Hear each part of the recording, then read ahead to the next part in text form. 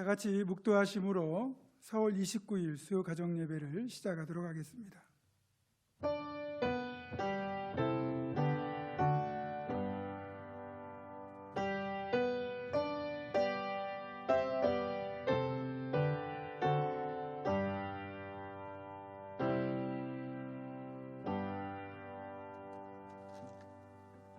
찬송가 259장 예수 십자가의 흘린 피로써 함께 찬양하겠습니다.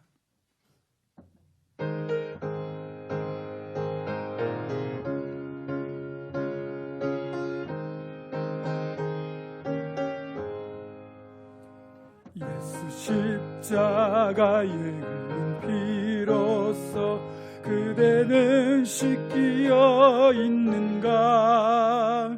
더러운 죄 희게 하는 능력을 그대는 참지 않은가? 예수의 보혈로 그대는 씻기어 있는가? 마음속에 여러 가지 죄악이 깨끗이 씻기어 있는가? 예수와 밤낮을 늘 함께 그대는 행동을 하는가? 아무 때나 어디서나 그대는 십자가 붙들고 있는가? 예수의 보혈로 그대는 씻기어 있는가? 마음속에 여러 가지 죄악이 깨끗이 씻기어 있는가? 주 예수 다시 그대는 영접할 예복이 있는가? 그대 몸은 거룩한 곳 천국에 들어갈 준비가 됐는가? 예수의 보혈로 그대는 씻기어 있는가? 마음속에 여러 가지 죄악이 깨끗이 씻기어 있는가? 모든 죄의 더러운 예복을 주 앞에 지금 다 벗어서 샘물같이 솟아나는 보혈로 눈보다 더 이게 씻으라. 예수의 보혈로 그대는 씻기어 있는가? 마음속에 여러 가지 죄악이 깨끗이 씻기어 있는가? 아멘. 오늘 예배를 통해서 우리들에게 주시는 하나님의 말씀은 사도행전 10장 9절로부터 16절의 말씀입니다. 신약 204쪽입니다. 사도행전 10장 9절로부터 16절까지의 말씀입니다. 이 말씀을 제가 봉독합니다. 이튿날 그들이 길을 가다가 그 성에 가까이 갔을 그때에 베드로가 기도하려고 지붕에 올라가니 그 시각은 제6시더라. 그가 시장하여 먹고자 하매 사람들이 준비할 때에 황홀한 중에 하늘이 열리며 한 그릇이 내려오는 것을 보니 큰 보자기 같고 네 귀를 메어 땅에 들이웠더라. 그 안에는 땅에 있는 각종 네 발 가진 짐승과 기는 것과 공중에 나는 것들이 있더라. 또 소리가 있으되 베드로야 일어나 잡아 먹으라 하거늘 베드로가 이르되 주여 그럴 수 없나이다. 속되고 깨끗하지 아니한 것을 내가 결코 먹지 아니하였나이다 한데 또 두 번째 소리가 있으되 하나님께서 깨끗하게 하신 것을 내가 속되다 하지 말라 하더라. 이런 일이 3번 있은 후 그 그릇이 곧 하늘로 올려져 가니라. 아멘. 오늘 본문에는 베드로가 본 독특한 환상이 나옵니다. 베드로가 기도하려고 이제 지붕에 올라갔을 때 시간은 오후 3시가 되었고 집에 있던 사람들이 식사 준비를 하고 있던 중에 기도하던 베드로에게 환상이 보이는데 하늘에서 큰 보자기처럼 생긴 커다란 그릇이 내려오는 겁니다. 그 그릇 안에는 각종 4발 가진 짐승, 기린 것, 공중에 나는 것들이 있는데 율법과 관습상 부정한 것들이 담겨 있었습니다.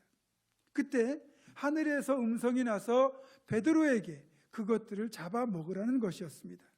베드로는 당연히 먹을 수 없다고 말을 하고 다시 하늘에서 소리가 나기를 하나님께서 깨끗하게 하신 것을 속되다 하지 말라라고 하는 음성이 들립니다. 동일한 일이 3번 더 있은 후에 그 그릇이 다시 하늘로 올라갑니다.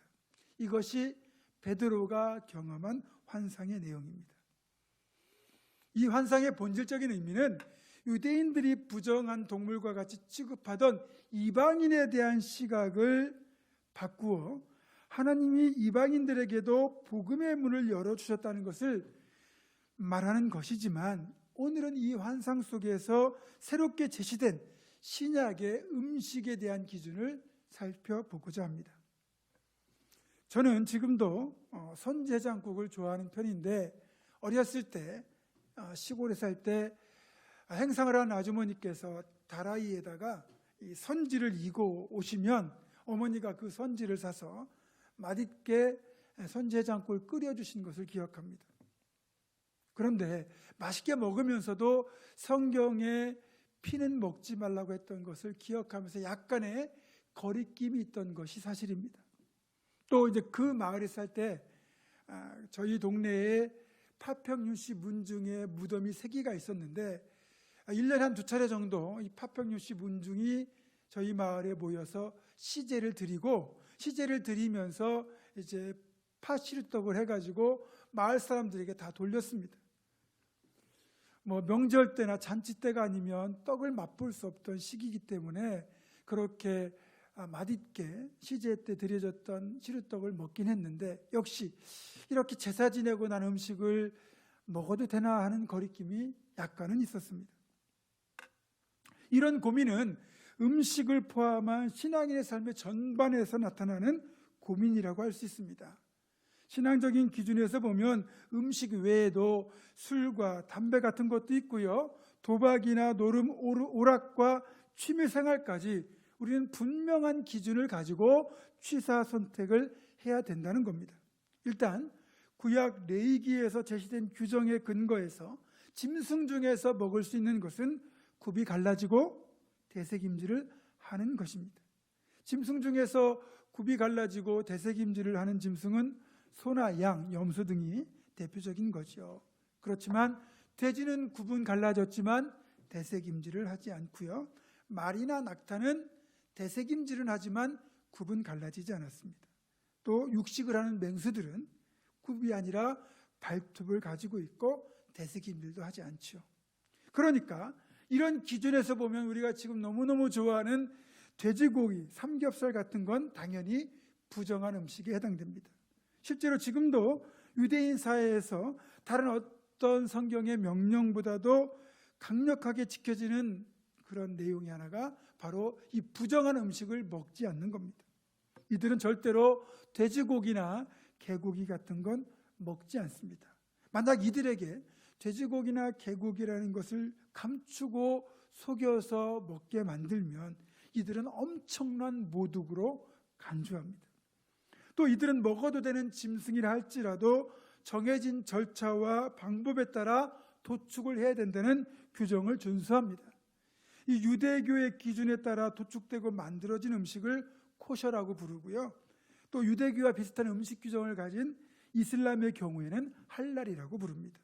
이들 나라의 음식물을 수출하고 육가공품을 수출하려면 그들의 기준에 적합하게 가공되었다는 이 코셔 인증이나 할랄 인증을 받아야만 가능합니다. 성경을 보면 어류에 대한 기준도 제시되고 있는데 어류 중에서 지느러미와 비늘이 다 있으면 먹을 수 있고요. 만약 지느러미나 비늘 중에 어느 것 하나라도 없으면 그것은 먹을 수 없는 부정한 것이 됩니다. 이런 경우에 해당하는 요즘의 음식이라면 미꾸라지나 장어 같은 것이 부정한 음식이죠. 추어탕이나 장어 등은 기력을 보충하는 최고의 보양식인데 당시에는 부정한 것으로 분류가 되었습니다. 어떤 분들은 이 부정한 음식으로 규정된 동물의 경우에는 위생을 감안한 규정이라고 주장을 합니다. 돼지고기는 더위와 습기를 만나면 금세 부패합니다.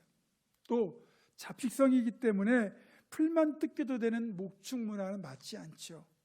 별도로 사료를 먹여야 되기 때문에 비용이 많이 든다는 겁니다. 또 어류의 경우에도 부정하다고 규정된 이유인 지느러미나 비늘이 없는 경우, 그 중에서 지느러미가 없으면 방향 전환이 둔하고요, 비늘이 없으면 외부의 오염에 직접 노출이 됩니다. 그래서 자칫 이런 어류나 생선을 먹으면 탈이 날 가능성이 크기 때문에 부정한 것으로 지정하셨다는 주장을 합니다. 우리 건강을 위해서 그렇게 하셨다는 거죠. 그렇다면 우리에게 지금 이런 질문이 생길 수 있습니다. 구약에서 부정하다고 규정된 그런 짐승이나 어류, 이런 음식들을 지금도 못 먹는 건가요? 아닙니다. 오늘 본문 말씀처럼 우리들에게는 모든 것이 자유롭게 되는 은총의 시대이기 때문에 모든 걸 먹을 수 있다고 보시면 됩니다. 하나님께서 깨끗하게 하셨다면 아무런 문제가 없기 때문입니다. 바울 사도는 디모데전서 4장 3절에서 이렇게 말씀합니다.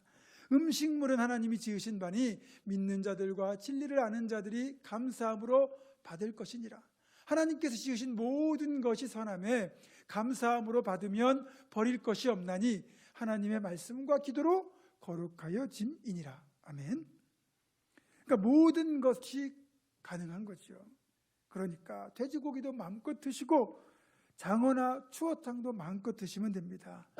물론 뭐든지 지나치면 건강에 좋지 않으니까 적당히 절제하며 즐겁게 드시면 좋습니다.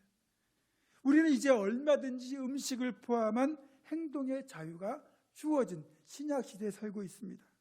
얼마든지 음주와 흡연을 할 수 있고요, 이것 자체가 구원과는 하등 관계가 없습니다. 그런데 바울 사도는 고린도전서 10장 23절에서 이렇게 요구합니다. 모든 것이 가하나 모든 것이 유익한 것이 아니요 모든 것이 가하나 모든 것이 덕을 세우는 것은 아니니 누구든지 자기의 유익을 구하지 말고 남의 유익을 구하라.